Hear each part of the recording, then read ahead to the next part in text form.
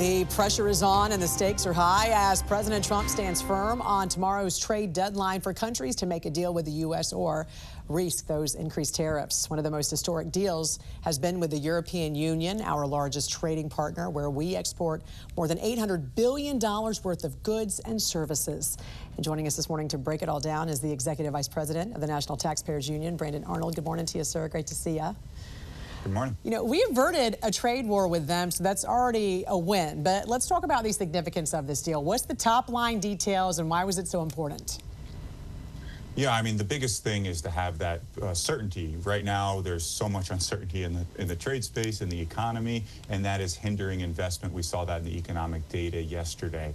So having some certainty with the EU, like you said, one of our biggest trade partners, absolutely enormous. There's some purchase agreements that are built into this deal where the EU is going to somehow obligate its members and companies to purchase more energy to make investments in the U.S. economy. And then we also had zeroing out of tariffs altogether, which I think is the best kind of trade deal on a few different industries, including aircraft and alcohol. So big wins for those industries as we hopefully move to a more zero-for-zero trade arrangement across the board.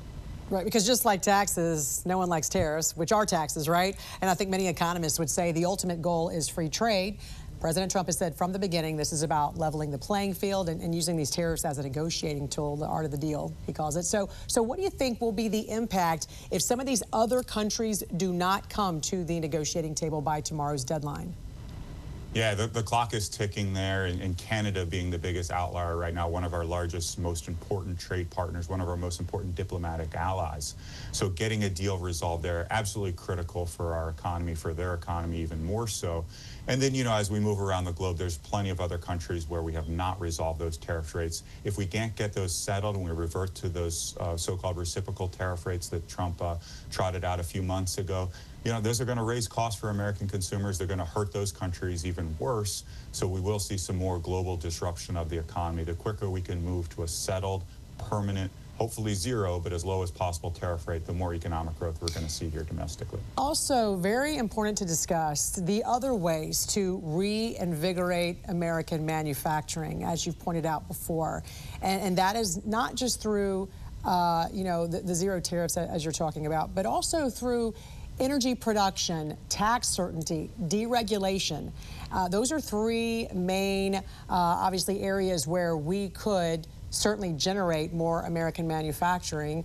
So let's talk about this for a minute, starting with energy production. Talk about the importance of how this, in turn, helps not only generate more jobs, but also lowers inflation. Yeah, energy is one of the largest input costs for a manufacturer. So if you look at traditional manufacturing, steel, automobiles, concrete, chemicals, that's one of the largest line items for them as they are operating their company. So driving down those costs, enormous, gives them the opportunity to produce more, to hire more. And then as we look to more cutting edge technology companies, you know, you talk about the growth of AI. AI is very energy intensive. It requires a lot of electricity. And in fact, some of our largest electricity consumers are big tech companies like Facebook and Amazon and Google. They're using a ton of electricity. So the more we lower those costs, the more we're going to have a better economic performance. Yeah, and when it comes to tax certainty, the president fulfilled that promise to Americans. So how will the One Big Beautiful Bill help businesses now? It's enormous. You know, having that permanence in terms of the low tax rates, having incentives to invest in the United States. Right now, we were operating on an unlevel playing field. China was subsidizing research and development. We were penalizing it. This bill fixes it, and that's going to really help us create jobs and create new cutting-edge technologies here in the United States. And finally, very quickly, with deregulation, why is this so important when it comes to building an economy and really innovation? Yeah, I mean, you can't have a 10-year review process before you build a factory. That's nonsense. We need to have a regulatory process that makes sense, that's cost-effective, and that doesn't hinder critical infrastructure and manufacturing projects. Executive Vice President of the National Taxpayers Union, Brandon Arnold. Always great to see you, sir. Hope you have a great weekend. Thanks for joining us. Thanks, Jen. Data from the U.S. Treasury estimates President Trump's tariffs have generated around $100 billion so far this year, with much more estimated to come in. Let's go to Emma Withrow from the Fact Check team to discuss. So when you hear that number, that's obviously a hefty sum, but it will come with a price? Potentially. So experts have been warning the price will most likely be passed on to the American consumers. We've heard that many times, unless importers or businesses just decide to eat the tariffs cost and lose money themselves. But according to June's producer price index report, producer prices actually didn't go up in June, which also kind of signals that the U.S. is so far avoiding collateral damage that we kind of were expecting to see from these tariffs. So Morgan Stanley is saying that these tariffs could bring in $2.7 trillion over the next 10 years. Yeah. The Congressional Budget Office is saying they could cut the deficit by $2.8 trillion, but also slow the economy. So clearly there are different takes. Elaborate on why. Definitely. It's kind of like looking at two sides of the same coin. So Morgan Stanley's talking about how much money the government might collect, and then the CBO is looking at the bigger picture here, saying, yes, tariffs do bring in cash, but they can also slow growth, push up prices, and cut into household spending. The CBO estimates the economy could be about 0.6% smaller over the next decade because of tariffs. All right, it's kind of like a balancing act. Yeah. Emma, thank you so much. You. Later on, Emma will join us to break down the potential impact these tariffs could have on interest rates and consumers years down the road. Federal Reserve Chair Jerome Powell has essentially said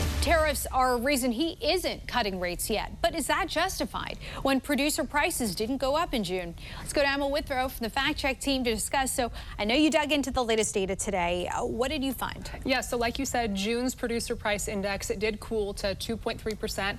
year over year, but the Fed's preferred way to track inflation is really the personal consumption expenditures. So Powell's been saying tariffs for passing the price to consumers might take just a little bit longer. So until the Fed can really get a better feel for the impact of these tariffs, it sounds like rates are going to kind of stay on hold.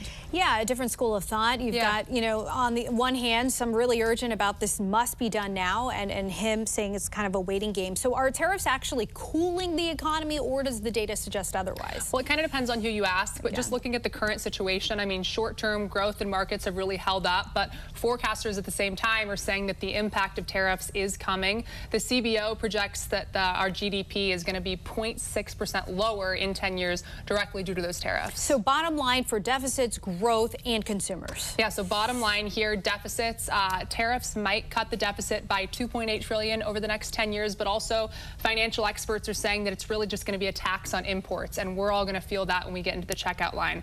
As far as growth goes, it's a slow burn, but the CBO projects slightly weaker growth over time, so keep that in mind. And then as far as inflation and rates go, prices are down for now, but the Fed's waiting to make sure that tariffs don't kick prices back up, and they're waiting on holding, lowering those rates until they see, I guess, a better estimate on where we're going to be at in a few months. Those tariffs, something that we know that we are watching here. Yeah. Emma, thank you. For more on this Fact Check team topic, including links to their sources, scan the QR code or visit thenationaldesk.com.